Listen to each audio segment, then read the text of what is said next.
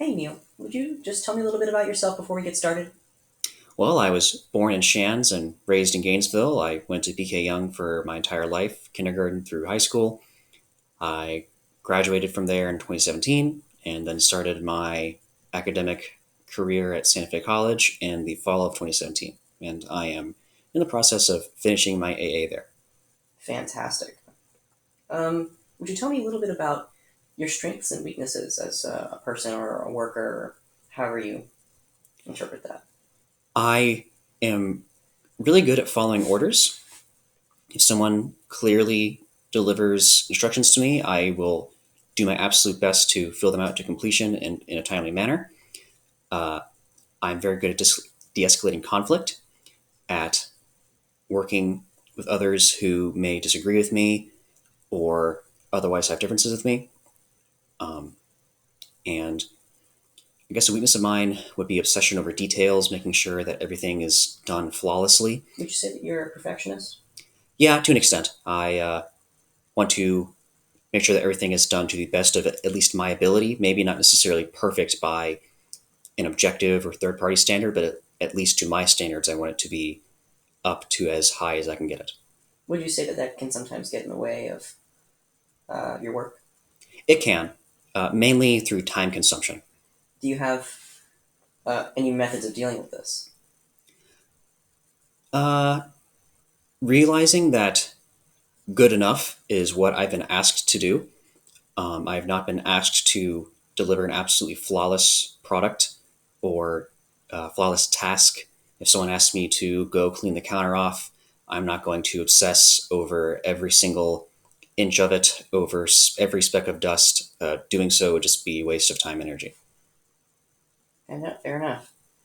Tell me about a time that you feel like you succeeded. My nutrition class that I took at Santa Fe College was initially quite challenging for me. I had a C by about a quarter of the way through the semester, and through coordinating with my classmates and my professor, I was able to pull that grade up by the end of the semester to a 92, and that was tremendously satisfying. Fantastic. Can you tell me about a time that you feel like you failed? When I failed my college algebra class, that was a very big blow. I only didn't pass the class by a single point.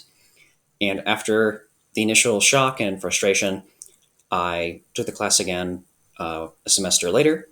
And that time I made sure to communicate with my professor and my classmates more, figure out which classmates had strengths where I had weaknesses and they had weaknesses where I had strengths. We would exchange information and time and in aid with each other. And by the end of the semester, I ended up getting an 80, which isn't a super high grade, but for me it is, and I was very satisfied with it. Fantastic. How do you handle stress? Through things like creative writing or just writing in the moment that I'm in right then and there.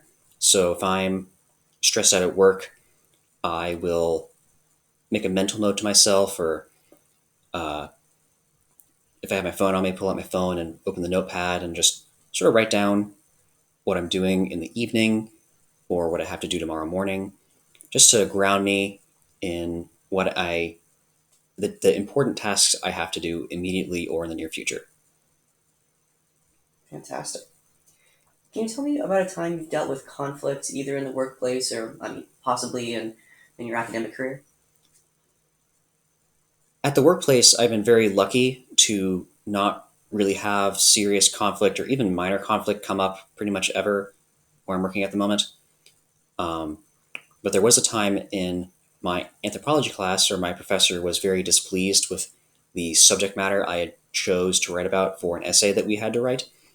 Uh, she was trying to convince me through the message system in Canvas that it was not something that she wanted to see written about, but through politely and diplomatically talking with her through the message system, uh, I convinced her that it was an appropriate subject to write about for the class, and I ended up getting an A in that paper. So that was very satisfying. Fantastic. Now, I want you to tell me why I should hire you. Well, my schedule fits pretty much perfectly with what you requested on the application. I only live about 15 minutes away from the location, so transportation problems are unlikely to arise. My skill set fits perfectly. It's a job that I have actually been looking for a number of years. It's something that I enjoy. Uh, you have a hole in your schedule, it appears, for someone to fill this position, and I tick basically every box. So I feel like I would be a very easy candidate to go for. Fantastic. Alrighty. Can you explain the difference between the traditional and modern career path? Which is the best fit for your career path? Well, I'm going into archaeology, so the traditional career path would fit me much better. Going through college, getting my 4 year degree, and then progressing to master's and eventually PhD. That's the standard climb. It's what it's been for almost a century. So that's exactly what archaeology calls for, and it's what path makes most sense for me. And what is the modern career path?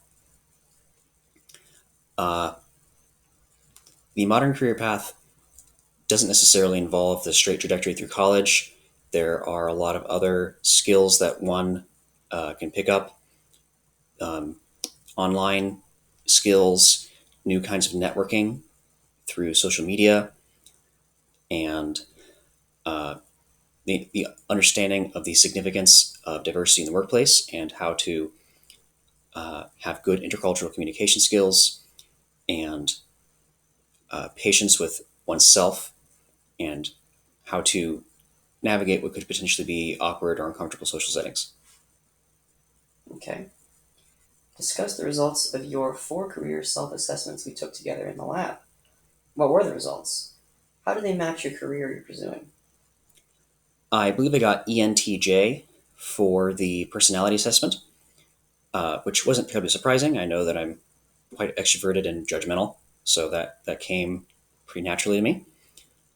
Uh, my values assessment was really interesting because it showed that support was my biggest value for a employer, and it's something that I've kind of implicitly known, but when it was just presented to me outright, I thought it made a lot of sense. So that was a level of introspection I wasn't really expecting. I appreciated that. Okay. What did you learn about resumes? My resume should definitely be bullet points. I tend to write lengthy paragraphs when I'm describing my experiences and skills, and that's definitely not what people are looking for. They're looking for a quick, jotted series of pieces of information that can be quickly absorbed because they're typically sorting through many resumes at once.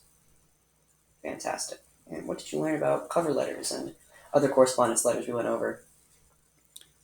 Having snappy, easily read correspondence letters is very important. People, again, don't want to read lengthy paragraphs, and they should be obviously very polite, respectful, and it's good to have them personalized to who you're sending them to. So if you have sort of an auto generated one, a lot of people feel like you're disrespecting them uh, because you're not giving them really the time of day. You're just kind of filling out a prompt and then pushing it to someone. Seems rude.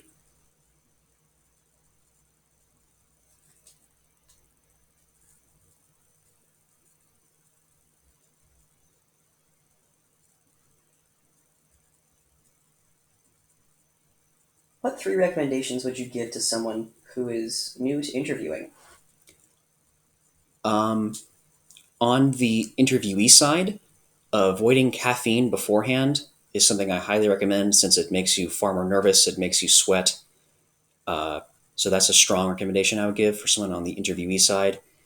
I would also say going over the questions beforehand, if you know them, and having answers mentally prepared will make you seem far more with it and prepared than if you just go in there blindly. And one that I've forgotten before is dress appropriately. If you go in dressed like you're going to the gym, it's going to look like you don't take the job seriously, and they will probably overlook you. For the interviewer, a lot of the same recommendations. I really recommend avoiding coffee. It just makes you too nervous and sweaty. Make sure that you have your own list of questions ready so that you're not making questions up on the fly that makes you look unprofessional and like you don't take the interview seriously. And be prepared for the unexpected, like someone walking in dressed wildly.